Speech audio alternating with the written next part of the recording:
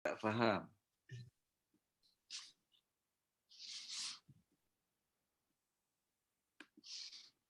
Siapa yang mau bertanya duluan? Saya ada, Prof. Sebentar. Ya, silakan, Abdurrahman.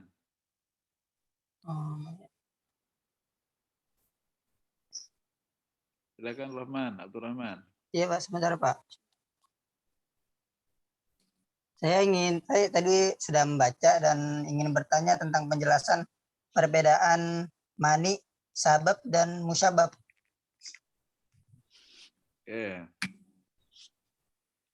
Itu hukum wad'i kan. Nah, hukum itu atau saya mulai dulu bahwa Allah itu kan menciptakan makhluknya dan dari semua makhluknya itu ada manusia. Kita ini kan. Dan manusia itu ingin hidup perlu hidup yang aman, nyaman, damai, sejahtera di dunia ini gitu kan. Yang kemudian bisa menggardian atau bisa menghalangi sesuatu yang akan merusak kedamaian itu atau kenyamanan itu atau kesejahteraan itu adalah hukum. Jadi hukum itu ditetapkan oleh Allah Subhanahu wa taala atau disampaikan kepada kita oleh Allah Subhanahu wa taala untuk supaya kita itu memperoleh maslahah dalam hidup kita. Maka kemudian didefinisikan bahwa hukum itu adalah kitabullah, artinya bahwa itu titah, saya terjemahkan titah karena bukan tidak semuanya perintah. Ada kadang-kadang berbentuk larangan, ada kadang-kadang berbentuknya kalimat-kalimat yang tidak larangan, tidak perintah, tapi khobariyah saja, tapi ada implikasi hukum, gitu kan. Nah, kemudian para ulama menafsirkan, oh ini khobariyah tapi bermakna insya'iyah dan seterusnya. Itu kira-kira begitu.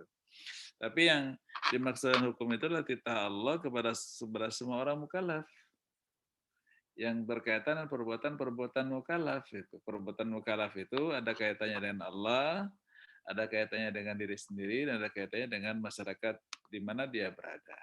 Kan? Mukallaf itu mereka yang sudah mencapai usia balik dan dalam keadaan mumayyiz. Balik tapi dia idiot, nggak mukallaf. Kemudian dia cerdas tapi belum usia balik, dia juga nggak mukallaf gitu kan.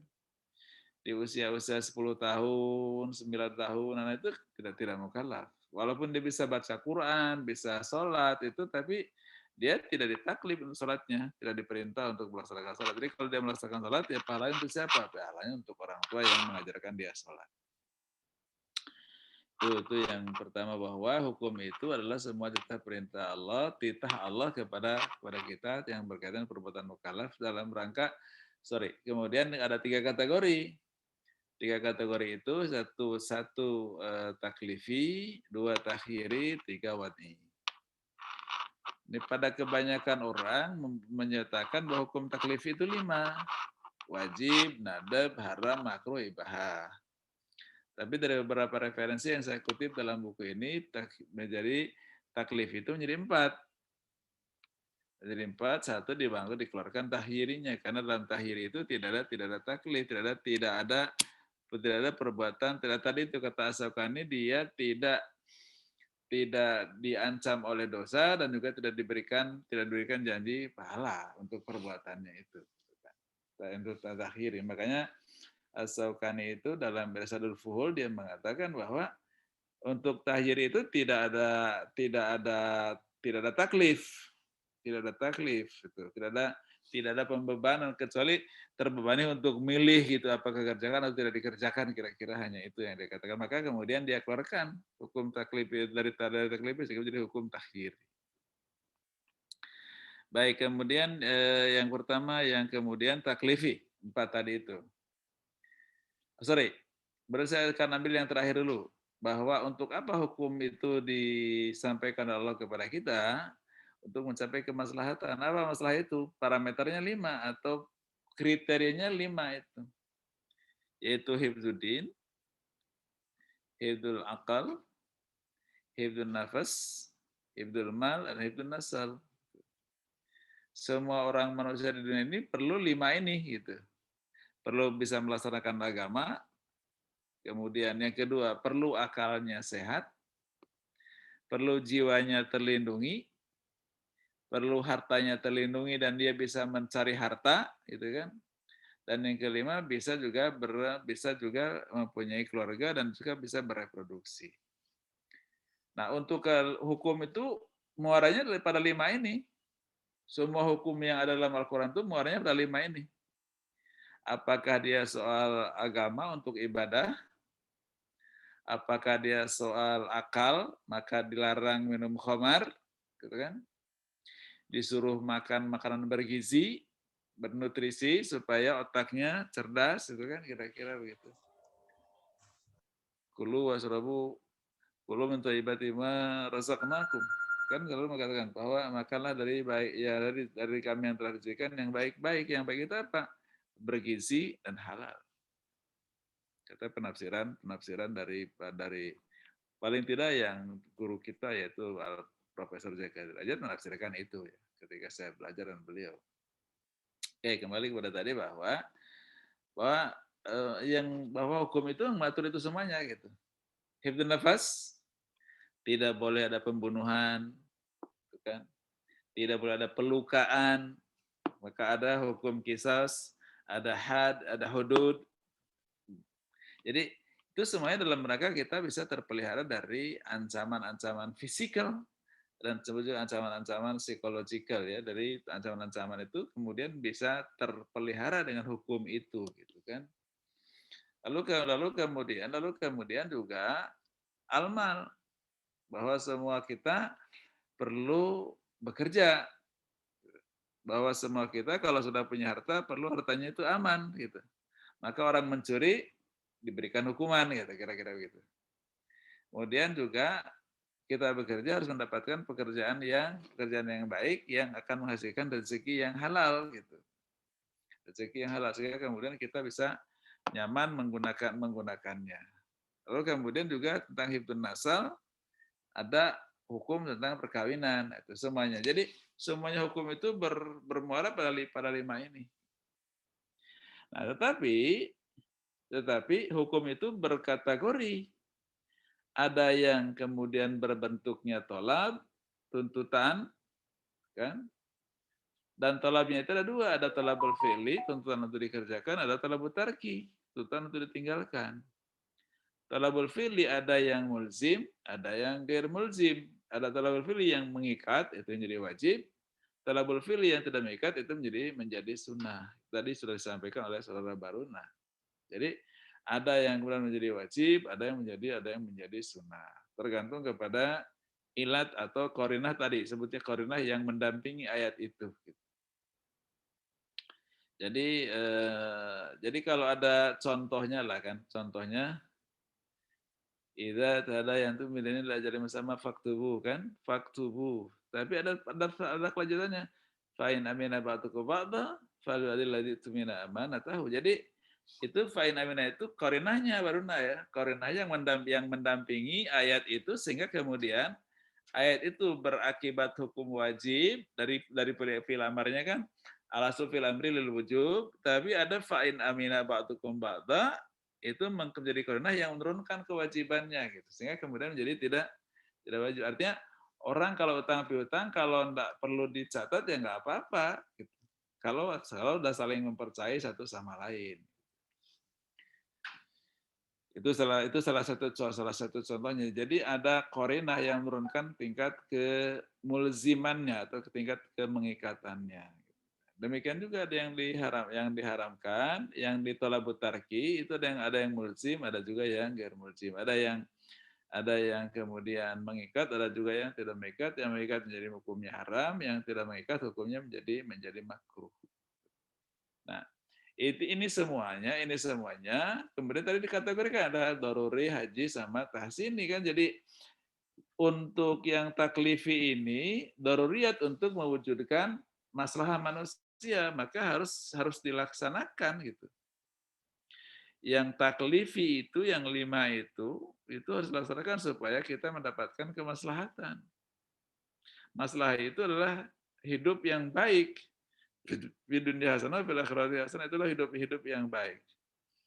Untuk hidup baik itu, agamanya keurus, akalnya sehat, jiwanya terlindungi, hartanya terlindungi, kemudian sistem reproduksinya diatur, diregulasi oleh hukum. Gitu. Kan manusia akhirnya kemudian masyarakat menjadi lebih aman, nyaman, tentram, sejahtera.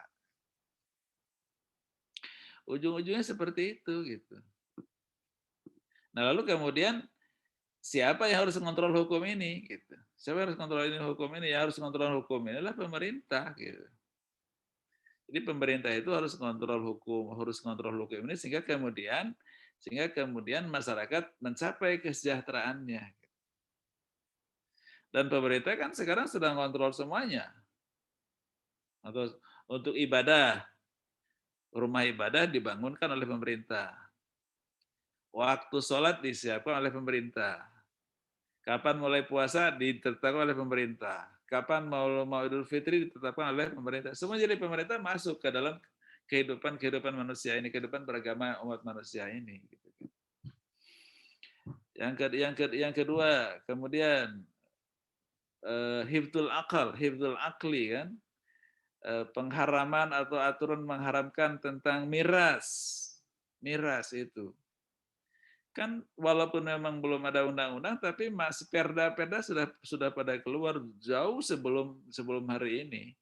Perda miras sudah keluar di Jakarta. Perda miras ya, tapi kan namanya perda masih tidak sekuat kalau dia menjadi undang-undang. Maka sekarang kemudian orang berusaha untuk menjadi sebuah undang-undang, sehingga kemudian kalau undang-undang itu bisa masuk, maka polisi bisa masuk, kejaksaan bisa masuk kepada orang yang melakukan pelanggaran terhadap miras itu. Kenapa? Karena kalau orang miras, orang terdalam dengan minuman keras itu kan akalnya menjadi terganggu. Jadi kecerdasan akalnya menjadi terganggu. Kenapa? Karena akalnya itu dibuat dia agak sedikit tidak bekerja baik gitu kan, karena diganggu oleh akibat dari minuman keras tadi. Ada halusinasi gitu kan, ada apalagi yang kemudian tidak kita inginkan, lalu kemudian orang menjadi adiktif, ketergantungan. Apalagi kalau narkoba itu kan, bahkan narkoba itu kan diharamkan. Dan sekarang itu narkoba, miras, segala macam itu kan menjadi target atau menjadi agenda dari pihak kepolisian, Satpol PP untuk melakukan razia dan sebagainya supaya anak-anak ke depan bisa kemudian otaknya tidak terganggu dengan minuman keras dan juga dengan narkoba itu. Apalagi narkoba ya, sekarang kan narkoba sangat serius karena sudah ada undang-undangnya. Yang belum ada tuh undang-undang tuh miras. Tapi narkoba itu, kalau polisi bilang, kalau narkoba itu kan hanya merusak dirinya gitu loh. Kalau miras itu merusak dirinya dan lingkungannya, mestinya miras lebih dulu daripada narkoba. Karena orang mabuk itu mengganggu orang lain gitu. Kalau orang narkoba itu teler sendirian aja, dia gelepak katanya, kata polisi Polda. Jadi miras lebih mendesak untuk diundangkan sehingga kemudian polisi bisa masuk, kejaksaan bisa masuk. Baik, itu kira-kira. Kemudian yang ketiga hidun nafas, pembunuhan, itu ada undang-undangnya, kriminal. Pelukaan, undang-undangnya kriminal, dijaga semuanya oleh pemerintah. Siapa yang menjaga ya? Kelompok atau unsur-unsur yudikatif, unsur-unsur pelaksana hukum, yaitu polisi, kejaksaan, dan peradilan. Kemudian ketenaga kerjaan, itu ada undang-undang ketenaga kerjaan. Jadi orang-orang mendapat harta itu ada semua pemerintah masuk. Jadi hari ini sebenarnya pemerintah Indonesia termasuk kepada soal perkawinan, coba. Ada undang-undang perkawinan. Bahkan tentang waris itu masuk dalam undang-undang perkawinan. Jadi kompilasi hukum Islam masuk ke situ. Jadi banyak, semua aspek yang dibutuhkan oleh manusia itu sudah diregulasi dan pemerintah sudah masuk. Jadi kalau menurut saya kalau menurut saya sebenarnya pemerintahan yang dengan sistem yang ada hari ini, negara yang dibangun hari ini oleh semua unsur umat Islam dan yang non-Muslim di Indonesia hari itu, panitia 9 sampai panitia 7 untuk melahirkan Indonesia, itu kan semua orang Ki Bagus dari Muhammadiyah, Abi Gus dari mungkin dari Syarikat Islam, kemudian Ki Wahid Hasyim dari NU bergabung bersama Bung Karno, Bung Hatta lalu mendeklar Pancasila sebagai dasar negara. Itu kan dikerjakan bersama-sama oleh semua umat dan umat Islam waktu itu mengatakan kita bikin negara yang seperti ini dan ternyata negara yang dibangun oleh mereka itu sekarang 5 maqasid syariah itu terkontrol semua oleh negara gitu. Artinya negara punya instrumennya gitu. Negara punya instrumennya. Tinggal optimalisasi dan sebagainya tinggal bagaimana kita bisa mengoptimalisasi itu semuanya sehingga kemudian bisa berimpact ya kepada kehidupan manusia sehingga bangsa Indonesia akan semakin merasa aman dan merasa nyaman. Kalau sekarang kan belum merasa nyaman. Kita masih peringkatnya masih sekitar di 80-an pasar negara yang paling aman di dunia. Kalau nomor 1 itu Iceland. Iceland itu di Eropa bagian utara, dan penduduknya juga sedikit, tidak sampai 1 juta. Tapi dia negara kecil yang tidak pernah memerlukan polisi. Karena negaranya sudah sangat aman. Tapi 40% ateis, tidak beragama. Baik, saya ingin teruskan bahwa tujuannya itu adalah tadi maqasid besar itu 5 itu, hifdzuddin, hifdzul akal, hifdzun nafas, hifdzul mal, hifdzun nasal. Lalu kemudian hukum itu ada yang memang daruriyat harus dilaksanakan, itu jadi daruri.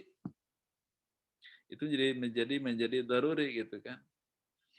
Seperti gini. Masjid itu daruri. Kenapa? Karena orang bisa sholat dengan masjid itu. Jadi adanya masjid itu menjadi daruriyat. Kebutuhan daruriyat untuk orang melaksanakan agama. Kemudian ada sarung untuk menutup aurat kalau laki-laki, gitu kan? Atau ada mukena bagi perempuan. Itu menjadi daruri juga kan? Menjadi daruri untuk bisa kita melaksanakan perbuatan untuk bisa melaksanakan agama kita, gitu kan. Harus ada, gitu kan. Harus ada. Maka kemudian pemerintah masuk ke wilayah-wilayah itu, ke wilayah-wilayah peribadatan dan sebagainya supaya masyarakat terhantarkan untuk menjadi masyarakat yang mencapai maslahah dalam kehidupannya. Lalu kemudian pertanyaan saudara tadi, ada pertanyaan tentang hukum wad'i. Kan. Kalau yang taklifi itu yang taklif yang memang semua orang harus melaksanakan. Semua harus melaksanakan dan pemerintah masuk untuk mengontrol ini semuanya sehingga kemudian bisa ada jaminan bahwa ini terlaksana sehingga bisa mencapai maslahah gitu kan. Tapi kemudian ada juga yang posisi hukumnya itu menjadi hukum wad'i gitu kan. Hukum wad'i itu adalah satu perbuatan hukum yang dia sendiri punya posisi hukum sendiri tapi dia mempengaruhi yang lain gitu. Mempengaruhi yang lain gitu kan. Seperti umpamanya syarat lah ya. Ma la yatimul wajibu illa bihi fahuwa wajibun, itu kaidah.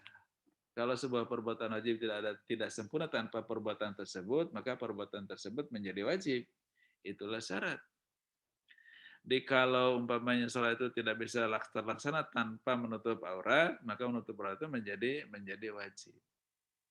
Karena menutup aurat itu adalah dengan mukena dan dengan sarung, maka kemudian mengadakan mukena dan sarung itu menjadi wajib.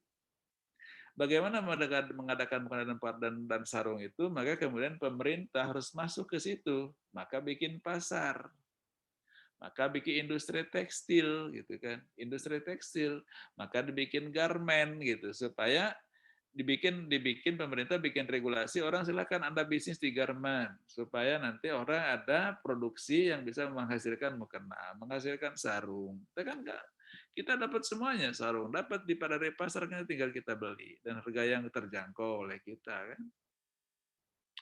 Kenapa? Karena itu malayatimul wajibu illa bihi fahuwa wajibun, itu syarat ya, itu syarat itu. Jadi semua yang kemudian tergantung dengan perbuatan tersebut menjadi syarat, maka syarat itu menjadi wajib untuk kita adakan.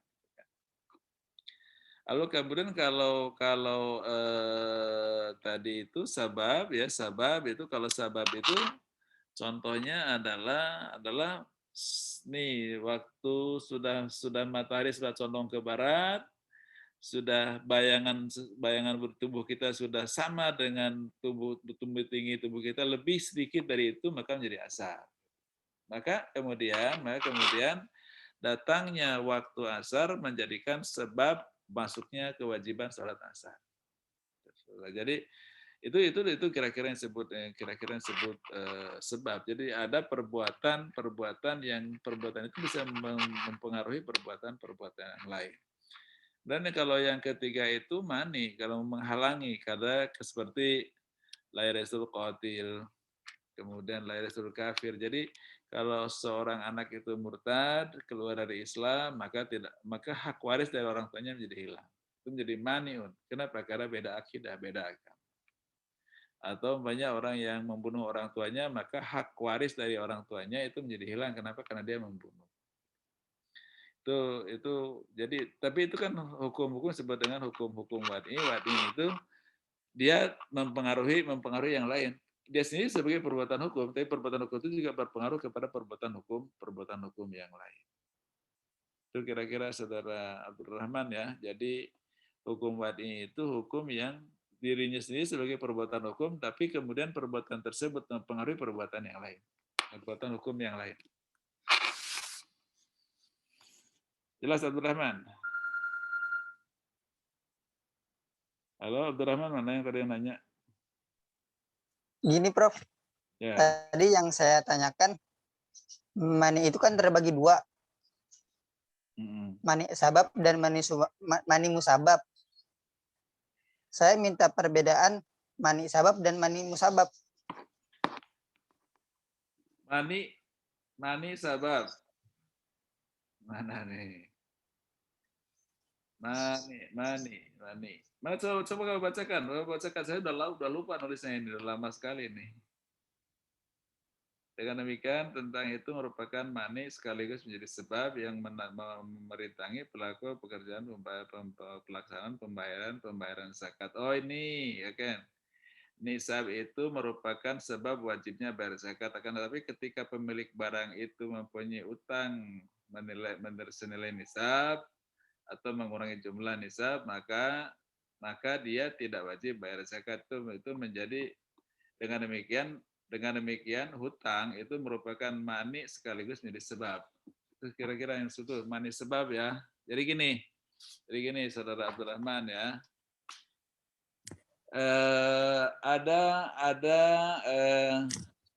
Ada hadis, tapi dipakainya hanya oleh Imam Syafi'i. La zakata ila an zahri ghaniyin.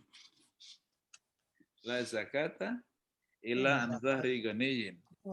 Tidak wajib zakat kecuali dari orang kaya, gitu kan? Orang kaya. Nah, sekarang orang itu dia punya utang. Menurut saudara, orang yang punya utang itu kaya atau tidak kaya? Yang dikatakan miskin ya, kaya tidak kaya. Nah, dalam definisinya Imam Syafi'i itu dikatakan bahwa orang yang punya utang itu tidak kaya. Tidak kaya. Sebenarnya dilihat dari segi aset dan omset, kalau hitungan zakat tijarah itu kan hitungan pada omset. Hitungannya pada aset. Hitungan pada aset bahwa toko seorang muzaki itu asetnya bisa mencapai umpamanya saja ya 10 juta. Mungkin 100 juta ya, 100 juta. Nah, dengan angka 100 juta itu kan sudah melampaui 94 gram emas, ya kan? 94 gram emas itu kan kira-kira kalau sekarang harganya mungkin sekitar 45-50 juta. Maka dengan demikian, si tajir tadi pedagang tadi, dia wajib mengeluarkan zakat. Kenapa? Karena menghitung asetnya itu dia punya 100 juta, gitu kan? Tapi ternyata dia punya beban bayar utang kepada bank itu 75 juta, gitu. Jadi dia punya utang existing, punya utang 75 juta gitu kan. Maka kemudian utang itu dia menjadi mani. Jadi penghalang untuk wajibnya dia membayar zakat. Itu. Karena dia punya itu mani usabab kata istilah tadi itu. Jadi mani yang menghalangi dia membayar zakat. Tetapi pada sebab, karena sebabnya kan uangnya, asetnya mencapai nisab. Oke. Tapi kalau kata Abu Hanifah, dia tidak menggunakan hadis tadi lah zakata ila anzari goniyin gitu kan. Jadi Abu Hanifah utang tidak mempengaruhi kewajiban membayar zakat itu. Dia walaupun dia punya hutang, tokonya itu asetnya 100 juta gitu kan. Walaupun utang 75 juta tetap dia harus membayar zakat dari 100 juta itu. Karena asetnya itu. Karena dia tidak menggunakan hadis la zakata ila an zahri ghaniyin. Nah, perbedaan mereka cara menilai hadis. Nah, ini salah satu contohnya seperti itu ya, salah satu contoh yang memang terjadi dalam diskusi atau diskursus hukum di kalangan para ulama. Oke. Tapi tadi ulama Syafi'i mengatakan bahwa utang itu bisa menjadi penghalang kewajiban dia membayar zakat. Itu menjadi mani usabab, mani pada sabab. Mani pada sabab itu kan nisab harta. Itu kira-kira yang saya tulis ini ya. Memang banyak hal yang detail-detail, tapi saya juga sudah lupa. Oke.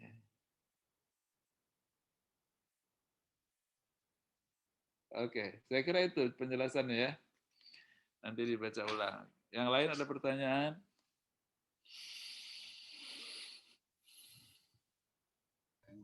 Saya Pak izin bertanya. Ya silakan. Ahmad Furqon. Iya. Masih tentang hukum wadai Pak. Kan Abdul Wahab Khalaf kan mendefinisikan bahwasanya hukum wadai itu ada 5 ditambah dengan rukhsah tanpa azimah dan sohih atau fasad. Nah, yang saya ingin tanyakan adalah tentang apa itu azimah sendiri dan apa itu rukhsah tanpa azimah. Seperti itu Pak, terima kasih. Ini saya udah lupa ini. Azimah itu hukum asalnya, rukhsah itu adalah keringanannya, gitu kan?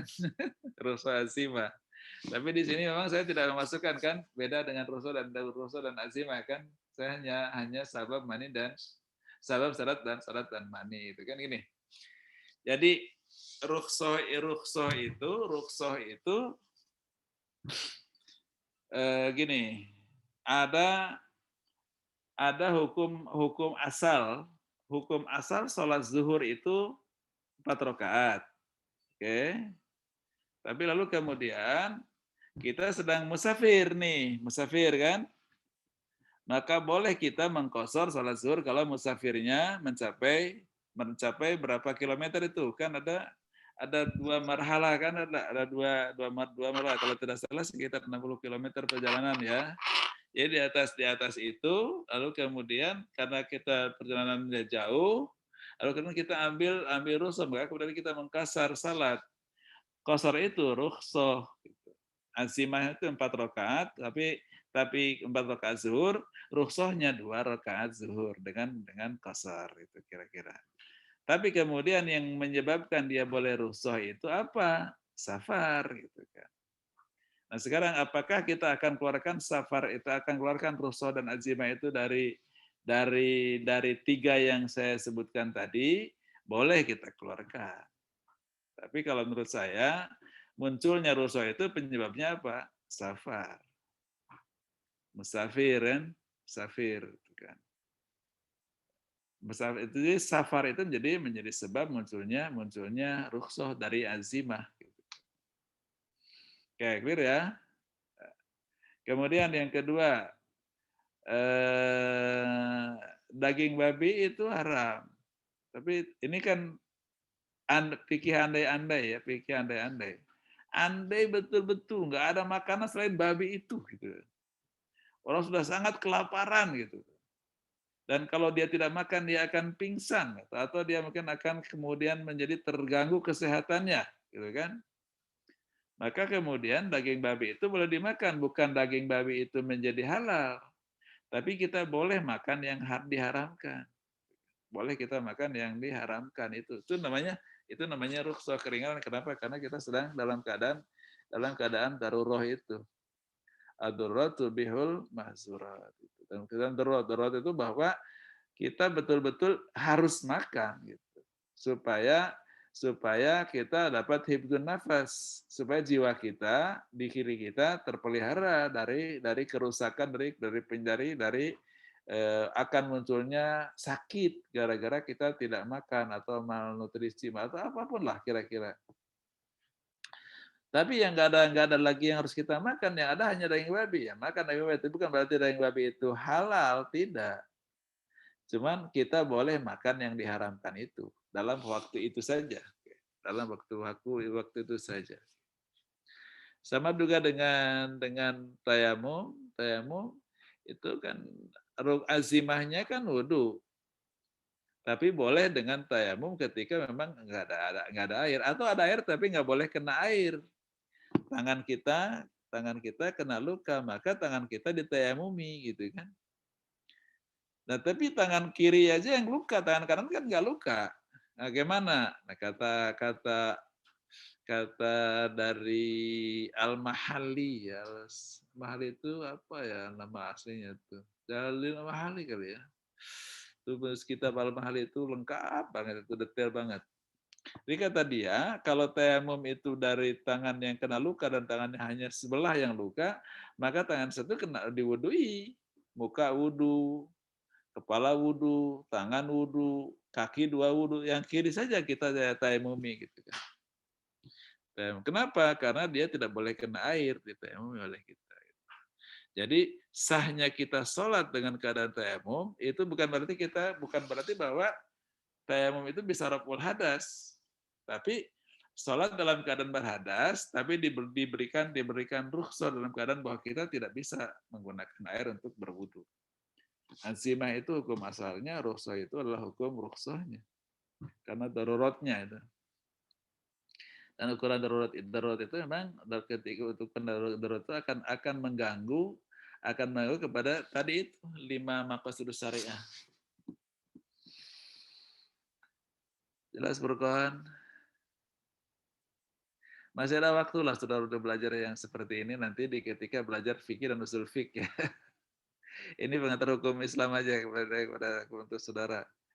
Saya sebenarnya ingin menekuni yang seperti ini, maka dulu saya nulisin banyak yang begini. Bahkan ada satu kitab usul fikih yang sudah saya tulis, cuman ada kecurian laptop, jadi saya habis ke bawah satu naskah buku ke bawah tuh dicuri oleh orang pencuri. Itu dia nggak perlu benar. Kalau saya sih mohon dikembalikan aja isinya aja, laptopnya Anda ambil, tapi ya nggak dikembalikan juga. Diapain kan? Dan kemudian juga ya di tarbiyah juga nggak diterima saya jadi guru besar bidang hukum Islam. Artinya berkonvert kepada yang lain. Tapi masih ada lah sedikit tentang hukum Islam. Karena bukunya ada juga. Itu kira-kira Furqan bisa dipahami, mudah-mudahan sedikit paham lah. Terima kasih Pak. Nanti akan belajar lagi usul fiqh, belajar lagi nanti fikih akan lebih mendalam. Tapi kalau saya bikin dari 3 itu karena bagi saya ya masuk dalam kategori sebab atau mani.